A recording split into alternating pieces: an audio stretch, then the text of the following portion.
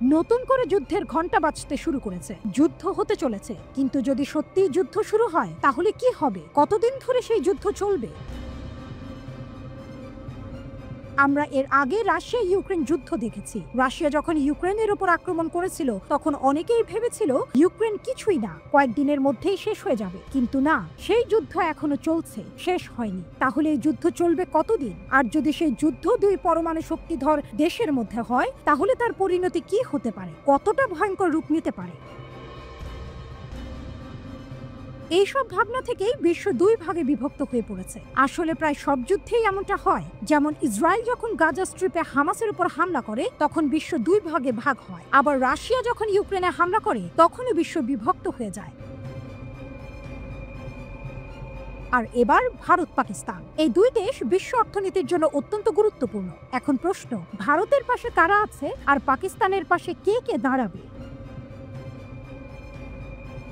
সাধারণভাবে কিছু দেশের নাম মাথায় আসে, কিন্তু যদি আমরা একটু গভীরে গিয়ে দেখি তাহলে দেখা যাবে কিছু দেশ বাদও দিতে হতে পারে, আবার কিছু নতুন দেশ যুক্তও হতে পারে। চলুন পাকিস্তান থেকে শুরু করি। এই যুদ্ধ যদি হয় তবে তা দীর্ঘদিন চলতে পারে। একদিন দুদিনে যুদ্ধ থেমে যাবে এমন আশা না করাই ভালো। কিন্তু এতদিন যুদ্ধ চালানোর জন্য প্রয়োজন বিপুল অর্থ। সেই টাকা কোথা থেকে আসবে? কে দেবে সেই অর্থ? পাকিস্তানকে অর্থ দেবে চীন, কারণ পাকিস্তানকে সাহায্য করে চীন নিজের লাভটাই দেখছে। ভারতের পাশেই পাকিস্তান, আর ভারতকে চাপে রাখতে হলে পাকিস্তানকে শক্তিশালী করতে হবে। পাকিস্তানকে সাহায্য করলে পাকিস্তান চীনের কথাই মানবে। এটাই এতদিন ধরে হয়ে আসছে। এই কারণেই পাকিস্তানের অনেক অঞ্চলে চীনের বড় প্রভাব রয়েছে। যেমন বেলুচিস্তানের একটি বড় অংশে চীনের প্রভাব স্পষ্ট, কারণ এখান থেকেই তো গাদার বন্দর, যেখানে চীনের বড় স্বার্থ জড়িয়ে আছে, এবং সেখান থেকে সহজেই ভারতের দিকে নজর রাখা যায়। অর্থ দেবে চীন, কিন্তু প্রশ্ন হলো অস্ত্র দেবে কে? এখানেই আসে নতুন এক দেশ, তুরস্ক। কারণ একাধিক রিপোর্টে বলা হয়েছে তুরস্ক এশিয়ান নিউ ইনিশিয়েটিভ নামে একটি মঞ্চ তৈরি করেছে। এর কাজ হলো এশিয়ার ইসলামিক দেশগুলোর সঙ্গে সম্পর্ক গড়ে তোলা। এই কাজ একদিনে হয়নি, বহু বছর ধরে তারা এই পরিকল্পনা বাস্তবায়ন করেছে। সুতরাং তুরস্ক ও পাকিস্তানের পাশে থাকবে, পাকিস্তানকে সাহায্য করবে, অর্থাৎ অস্ত্র দেবে তুরস্ক। অনেক অভিযোগ উঠেছে তুরস্ক ইতিমধ্যেই পাকিস্তানে অস্ত্র পাঠিয়েছে। ২৭ তারিখে একটি তুর্কি বিমান পাকিস্তানে অবতরণ করেছিল। দাবি, সেই বিমানে অস্ত্র ও যুদ্ধের নানা সরঞ্জাম পাঠানো হয়েছে, যদিও তুরস্ক তা অস্বীকার করেছে। তুরস্ক বলছে, হ্যাঁ বিমান নেমেছিল, কিন্তু সেটা শুধুই জ্বালানি ভরার জন্য। কিন্তু সবাই তা মানছে না। অনেকের ধারণা চীন এবং তুরস্ক পাকিস্তানের পাশে রয়েছে। ইতিহাসও সে কথাই বলে, পাকিস্তান তুরস্কের সম্পর্ক বহু পুরনো। আর একটি দেশের নাম শুনলে অনেকেই চমকে যাবেন, আজারবাইজান। কেন আজারবাইজান? কারণ আছে। পুরো ব্যাপারটা give and take. Azerbaijan Armenia যুদ্ধের সময় পাকিস্তান এবং তুরস্ক আজারবাইজানকে সাহায্য করেছিল। এখন সেই ঋণ শোধ করার পালা। তাই আজারবাইজান ভারতের বিরুদ্ধে যুদ্ধে পাকিস্তানের পাশে থাকতে পারে, অস্ত্র ও অর্থ দিয়ে সাহায্য করতেও পারে। পাকিস্তান এবং আজারবাইজান একাধিক সামরিক চুক্তি করেছে, প্রতিটিতেই লাভ হয়েছে আজারবাইজানের। এবার প্রতিদান দেবার পালা। এমনকি দুদেশ একসঙ্গে অনেকবার যৌথ সামরিক মহড়াও করেছে। গুজব বলছে চীন, তুরস্ক ও আজারবাইজান ইতিমধ্যেই পাকিস্তানে অস্ত্র পাঠিয়ে দিয়েছে, যদিও পাকিস্তান এখনই এই তথ্য স্বীকার করেনি। এখন প্রশ্ন, পাকিস্তানের পাশে অনেকেই আছে, ভারতের পাশে কে? রাশিয়া ভারতের ঐতিহ্যবাহী মিত্র। এবারও ভারতের বড় ভরসা রাশিয়া। এতদিন ধরে রাশিয়া ভারতের পাশে কূটনৈতিক ও সামরিক সহায়তা দিয়ে এসেছে। তবে এবার সমস্যা আছে, কারণ রাশিয়া নিজেই যুদ্ধে জড়িয়ে পড়েছে। যুদ্ধ চালাতে তাদের অস্ত্র ও অর্থের অভাব হচ্ছে, দেশের ভিতরে অসন্তোষ বাড়ছে। তাই প্রশ্ন থেকে যায়, রাশিয়া ভারতের কতটা পাশে থাকতে পারবে?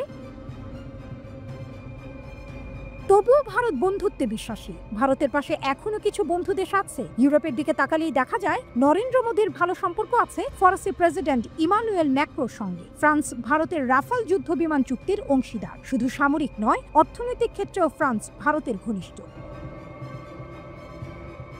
তারপর আসে ইতালি। প্রধানমন্ত্রী জর্জিয়া মেলোনির সঙ্গে মোদির সম্পর্ক ঘনিষ্ঠ। চীনের বেল্ট অ্যান্ড রোড প্রকল্পের পাল্টা হিসেবে ভারতের কটন রোড প্রস্তাবে ইতালি সমর্থন দিয়েছে, ফলে ইতালিও ভারতের গুরুত্বপূর্ণ মিত্র।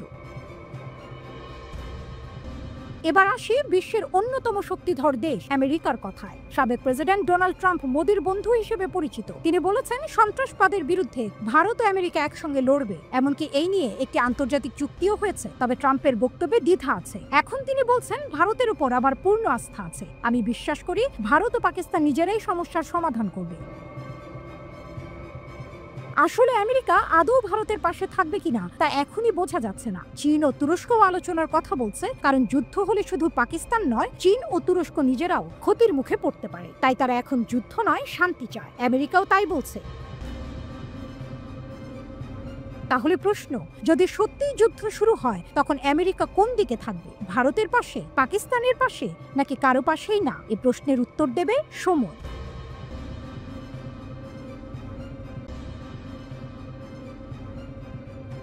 কাশ্মীর নিয়ে দুই পারমাণবিক শক্তিধর দেশের বিরোধ অনেক পুরনো, আর সাম্প্রতিক জঙ্গি হামলা সেই পুরনো আগুনে নতুন করে ঘি ঢেলে দিয়েছে।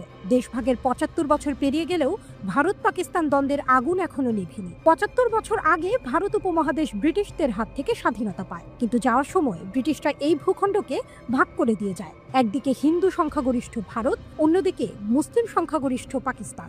এই বিভক্তি দুই জাতির হৃদয়ে এক গভীর ক্ষতের জন্ম দেয়, যার রক্তক্ষরণ এখনো কমেনি। কাশ্মীরকে ঘিরে ভারত ও পাকিস্তানের মধ্যকার বিবাদ বহু পুরনো, আর সাম্প্রতিক জঙ্গি হামলা এই বিবাদকে আরও ঘনীভূত করে তুলেছে। এই ৭৫ বছরে ভারত ও পাকিস্তানের মধ্যে উত্তেজনা থেমে থাকেনি, বরং সময়ের সাথে সাথে বেড়েই গেছে। এই দীর্ঘ পথ চলায় ঘটে যাওয়া কিছু উল্লেখযোগ্য এবং রাজনৈতিক গুরুত্বপূর্ণ ঘটনা নিয়ে এই আয়োজন। ১৯৪৭ ভারত উপমহাদেশ বিভাজন। ১৪ এবং ১৫ই আগস্ট এক রাতেই ইতিহাস বদলে যায়। শেষ British viceroy Lord Louis Mountbatten ঘোষণা দেন ২ শতকের শাসনের অবসান। জন্ম নেয় দুটি দেশ, ভারত ও পাকিস্তান। এই হঠাৎ বিভাজন লাখ লাখ মানুষের জীবনে নেমে আনে বিপর্যয়। প্রায় ১.৫ কোটি মানুষ নিজেদের ঘরবাড়ি ছেড়ে অন্যত্র চলে যেতে বাধ্য হন। সাম্প্রদায়িক দাঙ্গায় প্রাণ হারান প্রায় ২০ লাখ মানুষ। ১৯৪৯ কাশ্মীর বিভাজন। ১৯৪৭ সালের শেষ দিকে কাশ্মীর নিয়ে ভারত ও পাকিস্তান যুদ্ধে জড়িয়ে পড়ে। জাতিসংঘের মধ্যস্থতায় ১৯৪৯ সালের জানুয়ারিতে ৭৭০ কিলোমিটার দীর্ঘ একটি যুদ্ধবিরতি রেখা তৈরি হয়, যা লাইন অফ কন্ট্রোল নামে পরিচিত। এই রেখা কার্যত কাশ্মীরকে দুই ভাগে ভাগ করে দেয়, ৬৩% ভারতের এবং ৩৭% পাকিস্তানের নিয়ন্ত্রণে। তবে দুই দেশই পুরো অঞ্চলটিকে নিজেদের বলে দাবি করে আসছে। ১৯৬৫ দ্বিতীয় যুদ্ধ।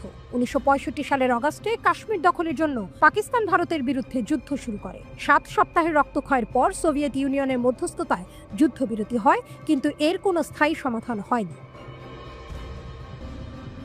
১৯৭১ বাংলাদেশের জন্ম। ১৯৭১ সালে পশ্চিম পাকিস্তান থেকে আলাদা হওয়ার দাবিতে পূর্ব পাকিস্তানে শুরু হয় মুক্তিযুদ্ধ।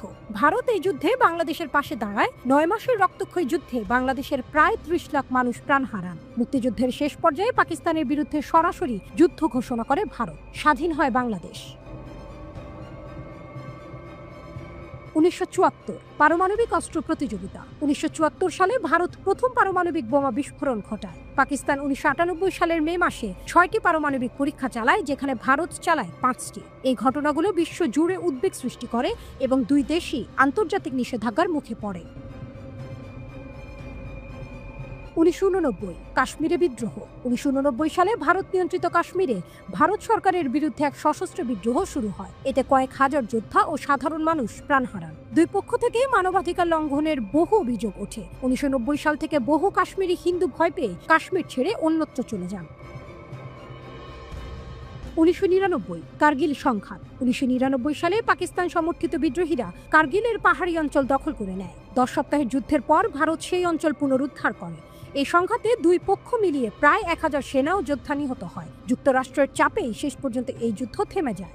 ২০০১ ও ২০০২ সালে ভারতে একাধিক সন্ত্রাসী হামলার পর সীমান্তে আবারও বিপুল সংখ্যক সেনা মোতায়েন হয়। ২০০৩ সালে সীমান্তে যুদ্ধবিরতি ঘোষণা করা হয়। ২০০৪ সালে শান্তি আলোচনার প্রক্রিয়া শুরু হলেও তেমন কোনো ফল আসেনি। ২০০৮ মুম্বাই হামলা। ২০০৮ সালের নভেম্বরে এক সশস্ত্র জঙ্গি দল মুম্বাই শহরে হামলা চালিয়ে ১৬৬ জনকে হত্যা করে। ভারত এই হামলার জন্য পাকিস্তানের গোয়েন্দা সংস্থাকে দায়ী করে এবং শান্তি আলোচনা স্থগিত করে। 2011 সালে দুই দেশের মধ্যে আলোচনা আবার শুরু হয়, তবে সীমান্তের সংঘর্ষ সেই আলোচনা ব্যাহত করে। ভারত কাশ্মীরে জঙ্গিদের বিরুদ্ধে সীমান্ত পেরিয়ে অভিযান চালায়। এমন এক সময়ে 2015 সালের ডিসেম্বরে ভারতের প্রধানমন্ত্রী নরেন্দ্র মোদী হঠাৎই পাকিস্তান সফরে যান।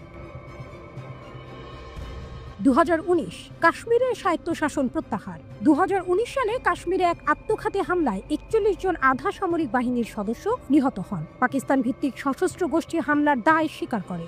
ভারত প্রতিশোধের ঘোষণা দেয় এবং দুই দেশের মধ্যে আকাশপথে যুদ্ধের সম্ভাবনা দেখা দেয়। এর কিছুদিন পর ভারত কাশ্মীরের সংবিধান অনুযায়ী স্বায়ত্তশাসনের বিধান বাতিল করে দেয়। গ্রেফতার করা হয় হাজার হাজার রাজনৈতিক নেতাকে। বন্ধ করে দেওয়া হয় ইন্টারনেট সেবা। প্রায় 5 লাখ সেনা মোতায়েন করে অঞ্চলটিকে আরও কঠোরভাবে নিয়ন্ত্রণে নেয় ভারত। 1990 সাল থেকে এই বিরোধে এখন পর্যন্ত কয়েক হাজার মানুষ প্রাণ হারিয়েছেন, যাদের বেশিরভাগই সাধারণ নাগরিক।